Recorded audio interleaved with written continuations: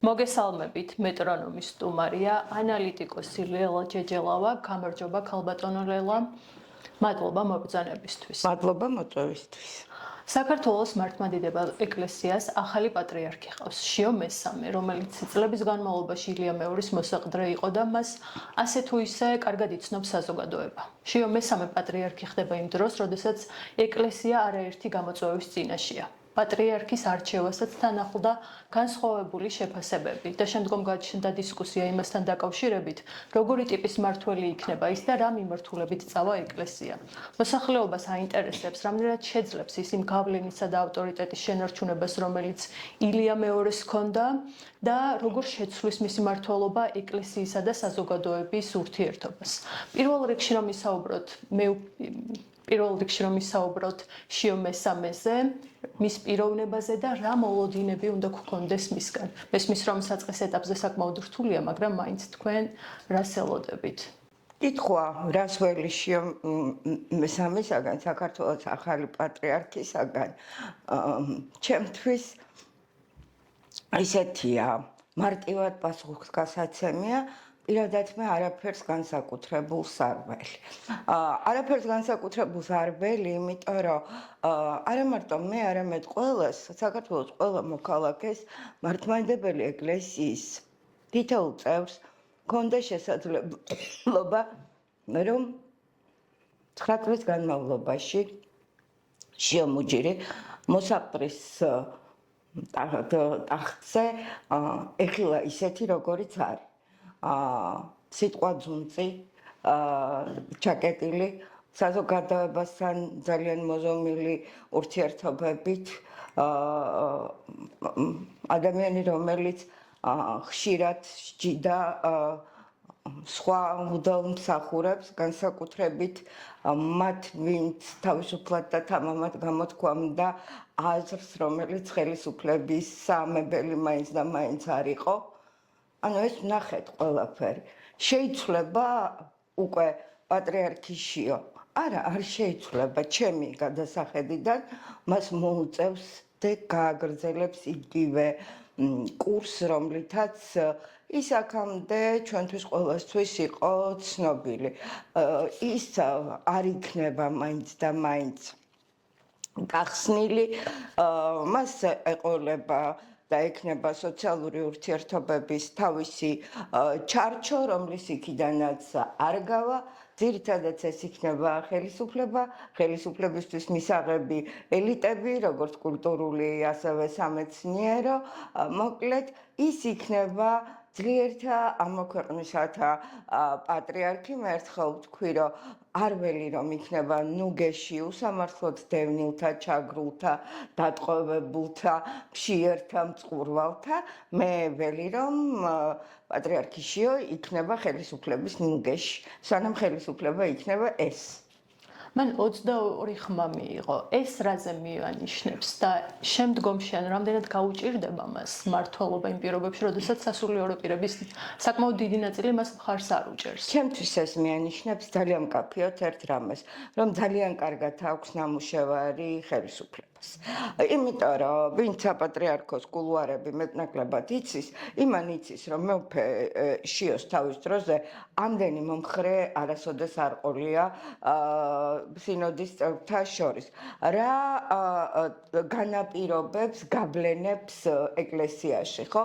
ეკლესიის წიაღში გავლენებს განაპირობებს ის, თუ შენ რამდენი, ასე ვთქვათ, ეპისკოპოსია შენს მიერ გამორჩეული, რომელიც მერე პატრიარქმა ხელდასხა ეპისკოპოსად, რამდენი მონასტერია შენს დაქვემდებარებაში და შესაბამისად რა მასშტაბზე გაქვს სამღვდელმონაზვნო ცხოვრებისა გავლენები და პრინციპში ხომ არის კიდევ ხელისუფლებასთან კავშირები და ადმინისტრაციის შიგნით კავშირები. ხა მეუფეშიო ყოველთვის იყო თვითონ ადმინისტრაციის ნაწილი, მას შემდეგ რაც ქორეპისკოპოსი გახდა, ხო, თავის დროზე და უნდა გითხრათ, რომ მისი ეპარქია, სადაც ის იყო მთავარი იერარქი, არ გამოირჩევა მაინც სამონასტრო ცხოვრების აღორძინებით და სიმრავლით.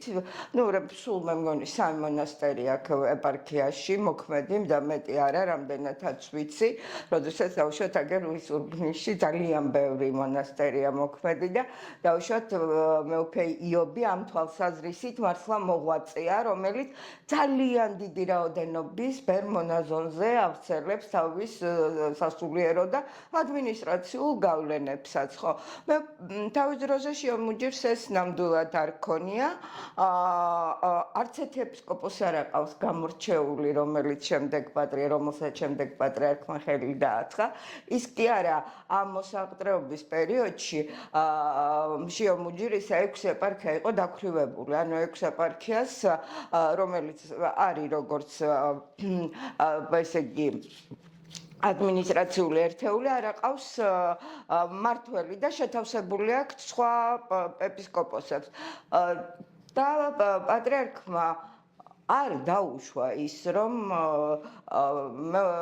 შემოჯერის მოსაყდრეობის პერიოდში ეპისკოპოსები გამოერჩეთ. ეს ძალიან მნიშვნელოვანი მოვლენაა, ვინც კი იცის დაუშვათ აი ეს მართვა-გამგეობის ნიუანსების შიდა სისტემაში გავლენების გავრცელების. ანუ ეს ნიშნავს ჩემთვის პირადად გამომდინარე იმ გამოცდილებიდან, რომელიც ზოგადად გვაქვს საპატრიარქოს მართვის სისტემაში, რომ პატრიარქმა თავისი პატრიარქობის დროს არ დაუშვა მოსაყდრის გავლენების გაძლიერება. ეს არის ძალიან ცალსახე, რამდენიც არ უნდა ისაუბრონ ამაზე, რომ ეს ასე არ არის და ასეა ნამდვილად, მაგრამ ეხლა ამას უკვე აღარ აქვს მნიშვნელობა. ეხლა ფაქტი შემდგარია. შემოჯერი არის საქართველოს ახალი კათოლიკოს პატრიარქი შიო მესამე. სამწუხაროდ მან არ წარმოადგინა თავისი ხედვა ეკლესიის, ყველა კითხულობს როგორ იქნება ეკლესია ეს მომავალი. არ ვიცით, იმიტომ რომ ახალმა პატრიარქმა ამის შესახებ არ ისაუბრა კონკრეტულად, ხო? არაფერი გითხრა როგორ იქნება ეკლესიის სოციალური დოქტრინა და აქ არის პრობლემა. არ გითხრა როგორი იქნება განათლების დოქტრინა ეკლესიისთვის, რა გაკეთდება. ეს ყველაზე უფრო სუსტი წერტილია ერთ-ერთი, არც ამაზე არაფერი გითხრა. ისიც არ გითხრა ეთანხმება თუ არა დანარჩენ სინოდის წევრებს, რომლებიც ამბობენ რომ მართვა-გამგეობის დებულება უეჭველად შესაძლებელია, რომელმაც ამდენი წინააღმდეგობა წარმოქმნა და შეცვლის თუ არა ამ მართვა-გამგეობის დებულებას. მე მაინც მგონია, რომ პირველ ხანებში განსაკუთრებით სანამდე ამისი რესურსი იარსებებს, ის შეეცდება, რომ კაპიტალიზირება გააკეთოს პატრიარქის მიერ დატოვებულ ავტორიტეტზე, მაგრამ პატრიარქის ეს ავტორიტეტი არის პერსონალურად პატრიარქის ავტორიტეტი. არა ზოგადად წმინდა სინოდზე არ ვრცელდება ეს ავტორიტეტი, ეს იყო ილია მეორის პერსონალური ავტორიტეტი და ამ შემთხვევაში აქ ძალიან დიდი ზომიერების გზნობა აქვს დასაცავი, თორე თუ გადააჭარბა ამ თვალსაზრისით ეს საზოგადოება ამას ესეთ ოპოზიციურ პრიზმაშიც შეეცდება, რომ დაინახოს, შეადაროს და შედარებითი ანალიზი გააკეთოს იმის დროს რა ხდებოდა, ეხლა რა ხდება და ამიტომ შეიძლება ამან პრობლემებიც კი შეუქმნას, თუ ნელ-ნელა ის არ შეეცადა, რომ საკუთარი, ასე ვთქვათ, ხაზი მმართველობისა გამოკვეთოს, როგორი იქნება. ეხლა იქ ეკლესიის წიაღში მიუხედავად ძალიან დიდი ავტორიტეტისა საქართველოს გარდაცვლილი კათოლიკოს პატრიარქისა, უამრავი პრობლემა ხვდება, რომელიც რასაკვირველია გადასაჭრელი იქნება და შეიძლება მისთვის უფრო მეტი სიმწვავე შეიძინოს, ვიდრე წინა პატრიარქის დროს იყო, იმიტომ რომ კიდევ ერთხელ ვიტყვი, იქაც ავტორიტეტი ფარავდა აი ამ პრობლემებს და შავხრელებს, რომელიც იქ იყო და ესე არ ჩანდა. ეხლა ბევრი რამ გამოვა უფრო სააშკარაოზე, მიუხედავად იმისა, რომ მეუფე ისა უკაცრავად კათოლიკოს პატრიარქი შიო მესამე შეეცდება, რომ ჩაკეტოს უფრო საპატრიარქო და ნაკლებად საჯარო იყოს ის ყველაფერი, რაც პროცესებიც იქ განვითარდება. ეხლა ძალიან მარტივია, ხო, რა ხდებოდა, აი რა იქნება და როდესაც მე ვამბობ, რომ ის იქნება ნუგეში ხელისუფლებისა და პატრიარქი ძლიერ თამარ-ქვეყნისა, მისმა ინტრონიზაციის დღეს გამართულმა წვეულებამ, ხო, ნათლად დაადასტურა ეს, რომ იქ იყო შეკრებილი ხელისუფლება და ხელისუფლებისადმი ლოიალური ეგრეთ წოდებული ელიტური ჯგუფები, სხვადასხვა კულტურული ელიტები, სამეცნიერო ელიტები და ასე შემდეგ. აი ეს ხაზი გაგრძელდება, ეს იქნება მთავარი მიმართულება და თუ ეს ხაზი გაგრძელდა, ესე იგი საზოგადოებაში არსებულ პოლარიზების დაძლევა ამით ვერ მოხდება ვერანაირად. ანუ ის ვერ შეასრულებს იმ მთავარ ფუნქციას, სანამდე პატრიარქი ილია მეორე კარგად იყო ის, რომ ყოველთვის ცდილობდა, რომ შეესრულებინა დაუშვათ დანაწევრებულ საზოგადოებაში რაღაც გამაერთიანებელის, შემრიგებელის, მომრიგებელის ფუნქცია ქონოდა. ეხლა მე ძალიან კარგად მახსოვს წინა ხელისუფლების პერიოდში არსებული პროტესტი, რომელიც ასევე ძალიან დიდხანს გრძელდებოდა, ხო? 2007 წლიდან ეს პროტესტი მოდიოდა აგერ 2012 წლამდე, თითქმის 5 წლის განმავლობაში. საკმაოდ მძაფრი იყო და ბევრად უფრო შეიძლება ისეთი ბრუტალური ფორმებიც ჰქონდა ამ პროტესტს, ვიდრე ახლანდელს. მაგრამ მე მახსოვს პატრიარქთან ერთად წირვაზე დაპირისპირებული პოლიტიკური ჯგუფები, ხელისუფლებაც და ოპოზიციაც. მე მახსოვს 9 აპრილს მემორიალთან პატრიარქთან ერთად ოპოზიციაც და ხელისუფლებაც. თქვენც ყველას გემახსოვრებათ ეს და ვერცერთი მხარე ვერ ბედავდა, რომ პროტესტი გამოეთქვა, რომ რატომ არის აქვს მით უმეტეს ხელისუფლება, რატომ არის აქ დაუშვათ ოპოზიციის წარმომადგენლები. და ამ 9 წლის განმავლობაში მინდა გითხრათ, რომ მსგავსი ალბათ არაფერი შეგიმჩნევიათ, ხო, თქვენ როდესაც საპატრიარქოს მცდელობით, მოსაყდრის მცდელობით მაშინდელი რაიმე ტიპის დიალოგი შედგა საზოგადოების სხვადასხვა ფენებს შორის, რაიმე ტიპის ასე ვთქვათ, შერიგების მცდელობა. ან კონკრეტულად დაუშვათ რაიმე ერთი პრობლემა გადაწყდა. გარდა მათ შორის ისეთი პრობლემებიც ეს მინდა აუცილებლად ვთქვა, როგორიც არის ავადმყოფი ბავშვებისთვის სწავლის მიცემის პრობლემა. ამაზე უფრო ჰუმანისტური ხო არაფერი აღარ არის დაცლილი პოლიტიკისაგან, ხო? მშობელი ითხოვს სწამალს.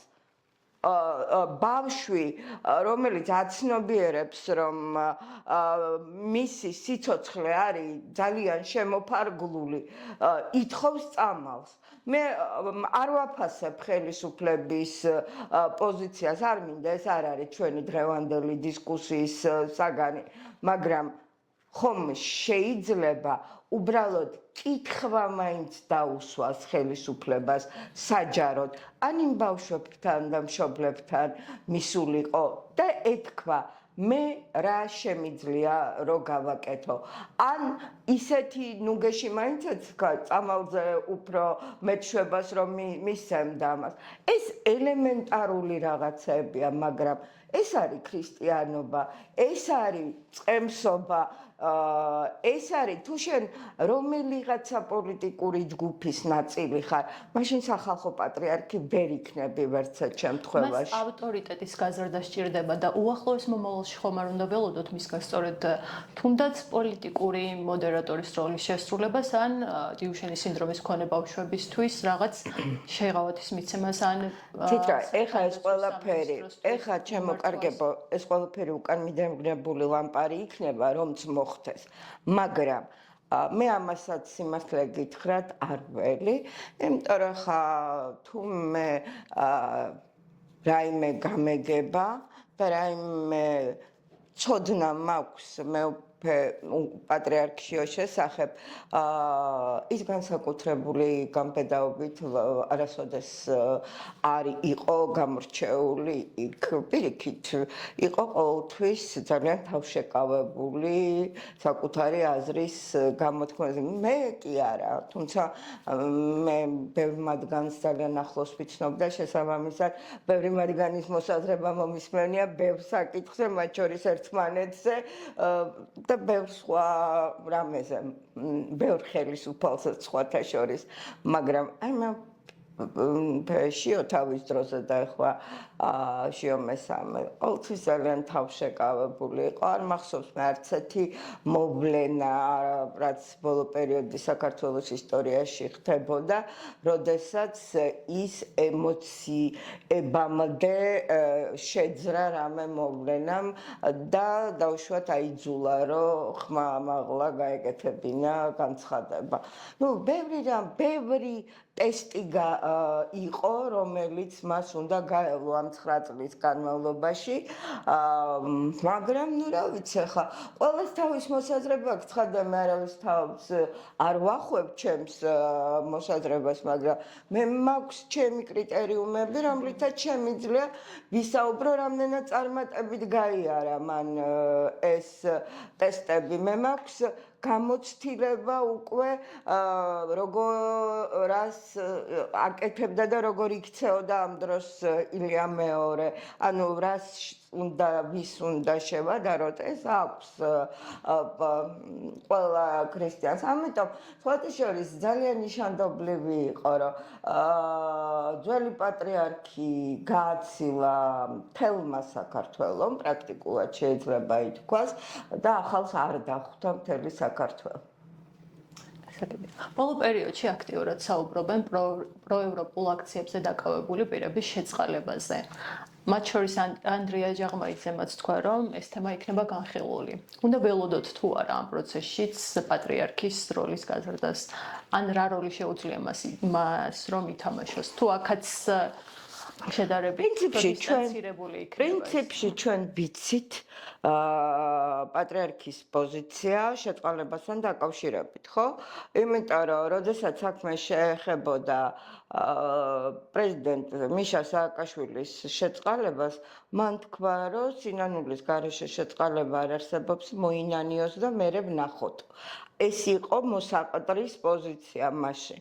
ხო, მე მაქვს კითხვა რა უნდა მოენანიებინა სახელმწიფოს მშენებლობა კი შეცდომები როგორ არ ქონდა მაგრამ ზის ციხეში ამ სახელმწიფოს შეიძლება ითქვას დამფუძნებელი ერთ-ერთი მამა ყველაფერს რო თავი დავანებოთ და ეს უნდა მოენანიებია ამიტომ მაგრამ ასევე მაქვს კითხვა ხვალ თუ 17-ში მოსაწვევს რომ გაუგზავნის რუსეთის მართლმადიდებელი ეკლესიის წარმომადგენლებს რომ აქ ჩამოვიდნენ სტუმრად რუსეთის მართლმადიდებელი ეკლესიას მონანიებული აქვს ის რაც საქართველოს გაუკეთა გნებავთ ეკლესიას გნებავთ ქვეყანას ოკუპაციის თვალსაზრისით გნებავთ პატრიარქის ტიტულის გაკრეჭა რომ გაბედეს მაინტერესებს მოინანიეს მათ ეს ყველაფერი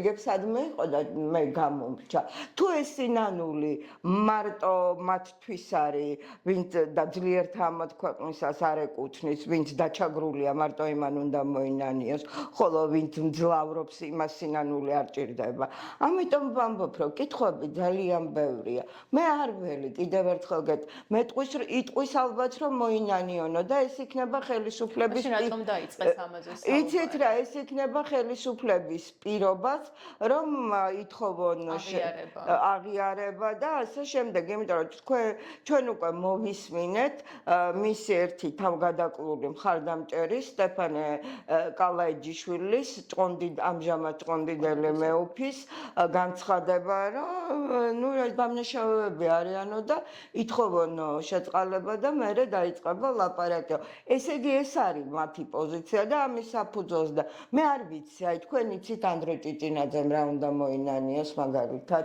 ან ზვიად ცეცხლაძემ ან ლაკა ხოშტარიამ რა უნდა მოინანიოს რომ კახი კალაძის პორტრეტს წაწერა რაღაცა? ეს უნდა მოინანიოს? კახი კალაძე მეც არ იმსახურებდა? მაინტერესებს ამ ქვეყნის წინაშე, ამ ქვეყნის მოქალაქეებისგან, იმ მოქალაქეებისგან, რომელთაც თბილისში ბევრად გაურთულდა ცხოვრება, არ იმსახურებდა კახი კალაძე, ესეთი უპატიებელი დანაშაულია, რომ 4 შვილიძე და უნდა მოინანიოს ფლომასტერით, ფოტოზე წარწერის გაკეთება? ეს არ არის ქრისტიანული დამოკიდებულება. არა, ხო და გარიგებას ხელისუფლებასთან მე რამდენადაც ვიცი, სინდისის პატიმრები არ დადებენ და თუ პატრიარქიოს უნდა გარიგებაში მონაწილეობა, მე მგონი ეგ არ გამოვა და ამით იქულების დაწერა ეგ არ გამოვა.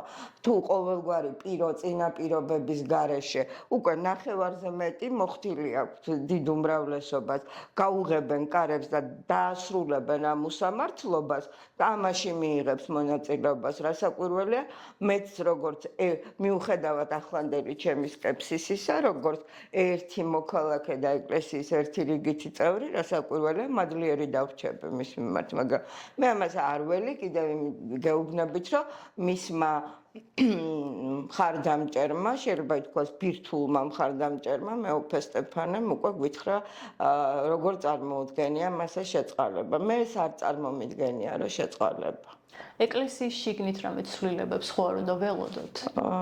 ისიც რა, ისევ გამოცდილებიდან ვისაუბროთ. კი, ველოდები, რომ ვიღაცები დაისჯებიან. ველოდები. ისე როგორც განსხვავებული აზრის გამო. რასაკვირველია, რატომ არის დასჯილი ახლა, თქვათ, დოროთე ყურაშვილი და მთელი მისი გარემოცვა. ვინმე მიცის? ანუ რა დააშავეს სარწმუნოებისა და რჯულის წინაშე ისეთი, რომ მათთვის უნდა ჩამოერთმიათ მაგალითად მღვდელმსახურების უფლება.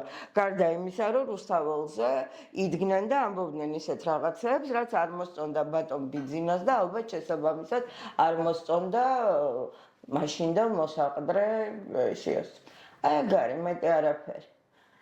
ხო და სავარაუდოდ უკრაინის ავტოკეფალიის აღიარება არ არსებობს. სანამდე ხელისუფლება არ შეცვლის პოზიციას უკრაინის. რუსეთის საპატრიარქოსგანაც გქონდა მოწოდებები. ხო და ეს არის მთავარი ახლა, რომ რუსეთის საპატრიარქო არცერთ შემთხვევაში არ დაუშვებს იმას, რომ ამ ახალი პატრიარქის პირობებში მოხდეს გადახედვა